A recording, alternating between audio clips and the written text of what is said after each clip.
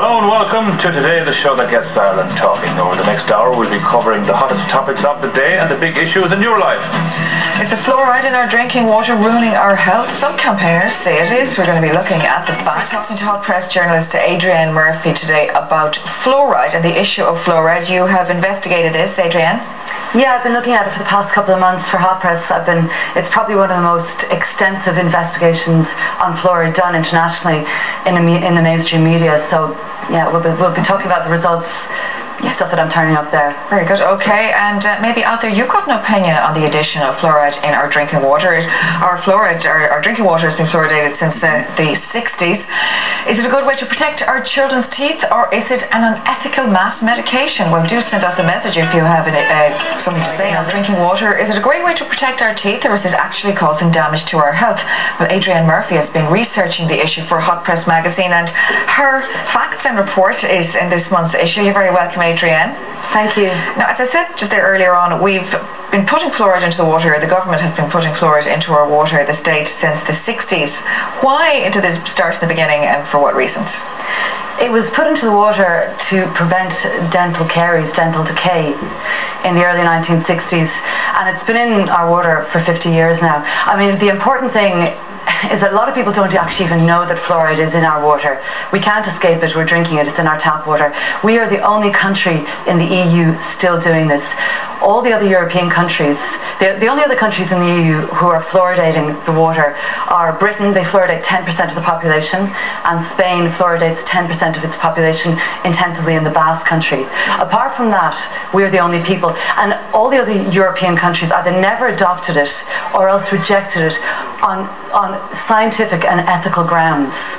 For example, in the Netherlands in the early 1970s, they did have a fluoridation policy, and there was Dr. Hans Muhlenberg was the scientist who started seeing adverse health effects in the population. For example, he was seeing a doubling of Down syndrome in fluoridated cities. Now that's very, very serious. Ireland also has double the rate of Down syndrome to Britain and our non-fluoridated neighbours. I could go on and on, but Hans Muhlenberg in the early 70s, he set up a team of independent scientists to look at the adverse health effects of fluoride, and they concluded that it was actually a low-level poisoning of the population, which are very, very strong terms. So his report, the response to his report was an immediate cessation of water fluoridation. Okay. Yvonne, what are the government here saying, and what are they doing if this is not happening in other countries? I mean, I find all that terrifying. I mean, and it does make interesting reading, but also I have to look to my government. I mean, we vote them in, we trust them, and basically they're reassuring us that that it kept at optimal levels, that there's no reason for any concern.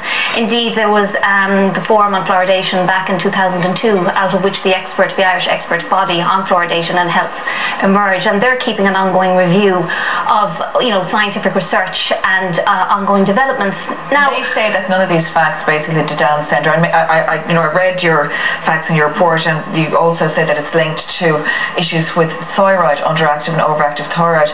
But the government here say, and the representative bodies say, that that is not the case in their view. Exactly. They're very confident insofar as that they do allude to the fact that there can be limitless testing, that they are quite confident with the research that they're making, and it's all done by peer review, and they feel confident in going forward with it. I mean, the thing I know what you're saying about Europe coming back so much, but America hasn't, and New Zealand hasn't, and I mean, lots of these lovely studies that are alluded to in the report are coming out of America, and yet America still maintains it. Yeah, so, Adrienne, you are a journalist and you're impartial, and we should say this.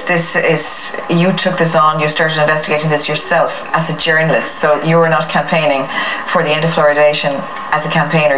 This is research, this is your view after research, extensive research. The more I researched this area, I've been hearing about this for years, and probably like a lot of people, I sort of rejected it. It's a horrible thing to think about, that something that you need in order to live is not, it may be toxic. And also there's this whole thing of the sci-fi idea that there's chemicals in the water, they're dosing us mass medication.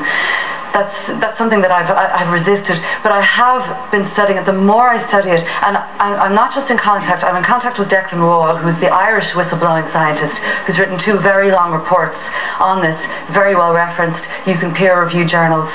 his reports are receiving international attention at the moment, and his reports are being used by the huge numbers of people in the fluoridated countries, New Zealand, Australia, the States, Canada, to shut down their fluoridation. But not am I only in contact with Declan Wall. Just in the past week I've been in contact with Dr. Kathleen Thiessen, who is a leading world expert on fluoride toxicity. Now she was one member of an American group who are employed by the American EPA in 2006 to study the toxicity of fluoride and its possible adverse effects on human health. Now that's a massive report. And what does she say? She says we should stop it. She says absolutely clearly, I can read out a statement she just sent me. She's been writing me personal letters. She says absolutely it is irresponsible to go on any further fluoridating people. The evidence is so strong. There's so much evidence associating fluoride with, let me just name what the associations are. The NRC report, which she was one of the scientists involved in compiling, that is a very, very serious report. And for the Irish expert body to say that is an irrelevant report, or to in any way to not take on what that report is saying, I don't personally think it's unacceptable. Is there any actual report on the impact of taking away the fluoridation to Ireland, whatever about any other countries? Is there any actual specific report that would document the impact that if we took it away tomorrow? There have been. East Germany stopped fluoridating its population, and the Netherlands also stopped fluoridating. And all their teeth did not fall out. Their teeth were fine. There was no resulting drop in dental health. This is what all this research is saying to us, but our own government says it's fine. What do you think? Is this mass medication, or what do you think it is? Well, I think medication by definition is it is mass medication, I suppose, put simply. Now, I think I can represent the majority of the population who don't know a whole lot about this. I've only learned about this over the last 48 hours, and like Adrienne, the more I learn, the more I'm actually siding with Adrienne. First of all, what is fluoride? Fluoride is a chemical compound made of metals, non-metals, and organic elements that it does fight tooth decay.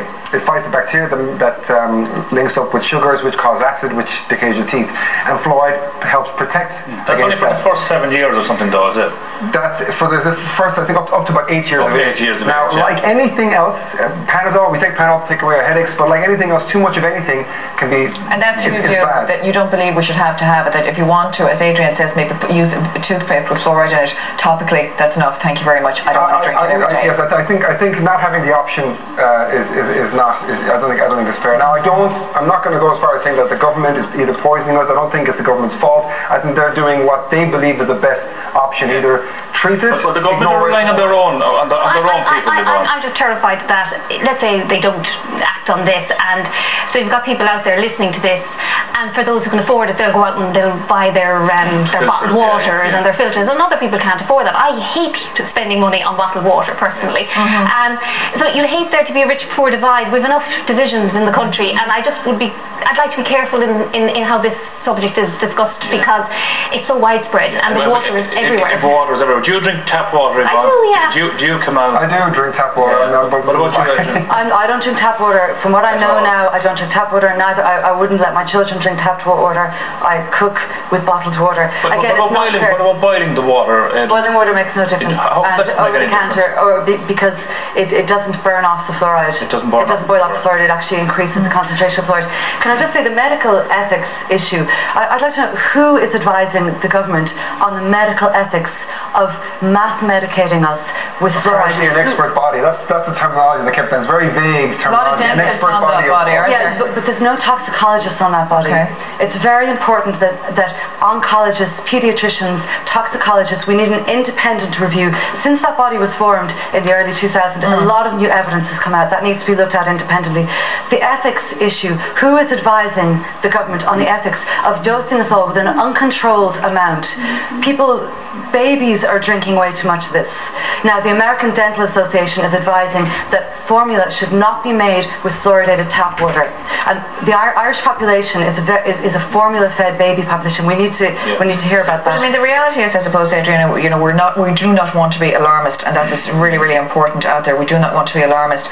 It is not just fluoride that is in our water. I mean, there's an issue we could be discussing here about chlorine in our water and other purifiers that are in our water as well that maybe I might personally like to drink. And a lot of people filter their water not for the reasons of fluoride, but for the other That's true, but the NRC and other scientists, mounting scientific evidence is showing major adverse problems with fluoride.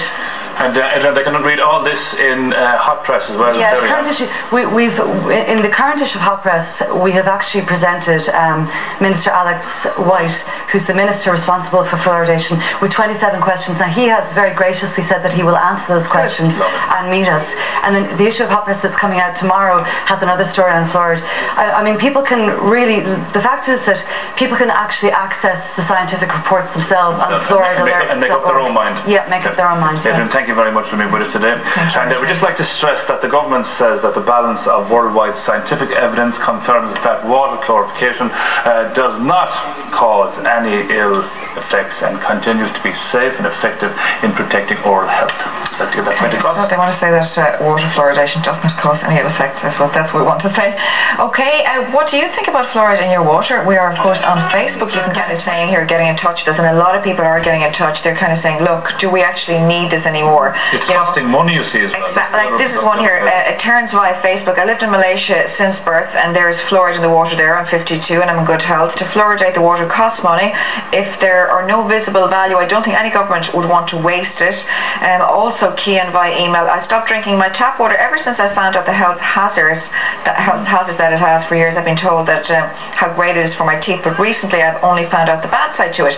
And in places, I suppose the flip side is in countries which have stopped fluoridating the water, which is most of Europe at this stage, the reality is decay and teeth issues have not gone up. So that's the other side. I think to finish up on this, I'd like to say, and we said it earlier on, we'd like to stress that the government says that the balance of worldwide scientific evidence confirms that water fluoridation does not cause any ill effects and continues to be safe and effective in protecting our oral health. So we would like to get that message across. We don't want to scare people out